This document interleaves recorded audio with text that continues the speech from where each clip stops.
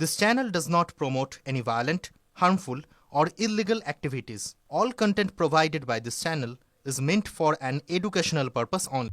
নরসিংদী জেলার শিবপুর উপজেলার পুটিয়া ইউনিয়ন পরিষদে মানব পাচার প্রতিরোধ কমিটির একটি কর্মশালা অনুষ্ঠিত হয়েছে। এটি refugee and migratory movements research unit RMMRU এর উদ্যোগে আশ্বাস প্রকল্পের আওতায় আয়োজন করা হয়েছিল। সুইজারল্যান্ড অ্যাম্বাসির অর্থায়নে উইনরক ইন্টারন্যাশনাল এটি বাস্তবায়ন করছে। কর্মশালায় মানব পাচার প্রতিরোধে সচেতনতা বৃদ্ধি, নিরাপদ অভিবাসন, বাংলাদেশের শ্রম অভিবাসন ও মানব পাচার এবং নরসিংদী জেলার প্রেক্ষাপট নিয়ে আলোচনা করা হয়েছে। এছাড়া মানব পাচার প্রতিরোধে কমিটির ভূমিকা ও দায়িত্ব সম্পর্কেও আলোচনা করা হয়েছে। পটিয়া ইউনিয়ন পরিষদের ভারপ্রাপ্ত চেয়ারম্যান মোহাম্মদ বিল্লাল হোসেন বলেছেন, নরসিংদী একটি অভিবাসন প্রবণ এলাকা এবং এখানে অনেকেই প্রতারণার শিকার হয়। আশ্বাস প্রকল্পটি ভুক্তভোগীদের জন্য সহায়ক হবে বলে তিনি মনে করেন।